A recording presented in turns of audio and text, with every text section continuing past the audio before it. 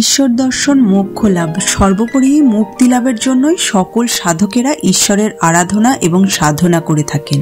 সাধনার বিভিন্ন স্তর আছে বিভিন্ন কঠিন কঠিন পন্থা, তবে সাধক ভেদে সাধনার পদ্ধতিও আলাদা। আর সেই কারণেই তান্ত্রিক, যোগী, নাগা, অঘরী, ঋষি ইত্যাদি বিভিন্ন রকম সাধকদের কথা আমরা কম বেশি শুনে থাকি। এদের প্রত্যেকেরই সাধনার রীতিনীতি আলাদা আলাদা, তবে সকলের উদ্দেশ্য কিন্তু ঈশ্বর দর্শন এবং মুক্তি লাভ। মানে পথ আলাদা আলাদা হলেও গন্তব্যস্থান এক, ঈশ্বর কিন্তু বাইরে কোথাও নেই। তিনি প্রত্যেকটা মানুষের, প্রত্যেকটা জীবের অন্তরে বিরাজমান। এটা চিরসত্য, তবে কেউ তাকে জাগিয়ে তুলতে পারে, কেউ পারে না। ঈশ্বর শক্তিকে ভেতর থেকে জাগিয়ে তোলার জন্য যে পদ্ধতি অনুসরণ করা হয় তাকেই সাধনা বলা হয়। পুজো, পাঠ, হোম, যজ্ঞ, জপ যা কিছু করা হোক না কেন, ঈশ্বরের প্রতি সমস্ত সাধনার শেষ কথা যোগ সাধনা, অর্থাৎ যোগ মার্গ।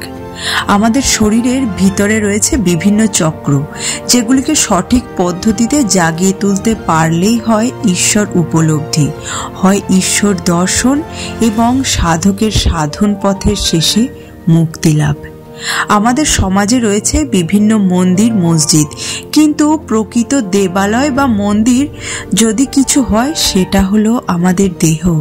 এই দেহের মধ্যে আদতে কি আছে? কত কোটি কোটি বিশ্বব্রহ্মাণ্ড আছে। একজন প্রকৃত উচ্চকোটি সাধক ছাড়া সাধারণ মানুষের তা কল্পনার অতীত। সাধন পথে একজন সাধকের কাছে ইরা, পিঙ্গলা এবং সুষুম্না এই তিনটি নারী অত্যধিক গুরুত্বপূর্ণ। একই সঙ্গে গুরুত্বপূর্ণ এই ষঠচক্র। অতি প্রাচীনকাল থেকে বিভিন্ন সময় বিভিন্ন যোগী ঋষিরা এই চক্রের ওপর বিভিন্ন পুঁথিতে ব্যাখ্যা দিয়ে গেছেন। অত্যন্ত শক্তিশালী এই 6 চক্র জীবের শরীরে অবস্থান করে।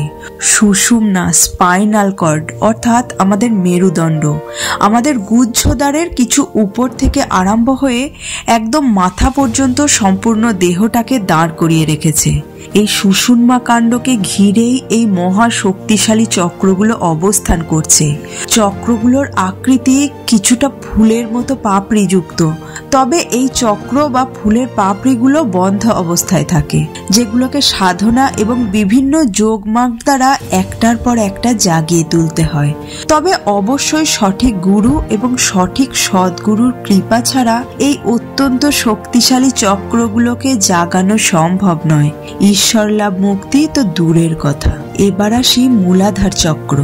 এই চক্রের অবস্থান আমাদের সুষুম্না কাণ্ডর একদম শুরুতে।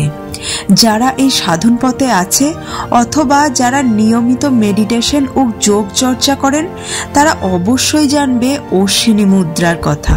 অশ্বিনী মুদ্রায় গুহ্যদ্বারকে ভিতরের দিকে সংকুচিত করলে ঠিক যতটা পর্যন্ত সংকুচিত হয় সেখানেই অবস্থান এই মূলাধার চক্রের। অত্যন্ত শক্তিশালী এবং নিগূঢ় বিদ্যা আরোহিত করা হয়েছে এই চক্রে। এই চক্রের মোট 4টি পাপড়ি। অধিষ্ঠাত্রী দেবতা ব্রহ্মা, অধিষ্ঠাত্রী শক্তি ডাকিনী, অধিদেবতা গণেশ, বীজের বাহক ঐরাবত, তত্ত্ব পৃথ্বী, তীর্থ ব্রহ্মতীর্থ বা পুষ্কর তীর্থ। এই চক্রের সাধনায় জয়লাভ করলে বা এই চক্র জাগরিত হলে সাধক নিজের ইচ্ছায় ঘ্রাণ শক্তিকে নিয়ন্ত্রণ করতে পারে। দ্বিতীয়, স্বাধিষ্ঠান চক্র। আমাদের জেনেটাল অর্গানের পিছন দিকে অর্থাৎ মেরুদণ্ডের শেষ প্রান্তে এই চক্রের অবস্থান। এই চক্রটি অত্যন্ত শক্তিশালী একটি চক্র। চক্রের পাপড়ির সংখ্যা 6টি। অধিষ্ঠাত্রী দেবতা বিষ্ণু, অধিষ্ঠাত্রী শক্তি রাকিনী, অধিদেবতা আদ্যাশক্তি, চক্রের বাহন শ্বেত মকর, তত্ত্ব জল, তীর্থ স্বর্গতীর্থ। সাধকের এই চক্র জাগ্রত হলে সাধকের জিহ্বা বা স্বাদ ইত্যাদির প্রতি নিয়ন্ত্রণ আসে। সম্পূর্ণ জীব অর্গানের উপর নিয়ন্ত্রণ আনা সম্ভব হয়।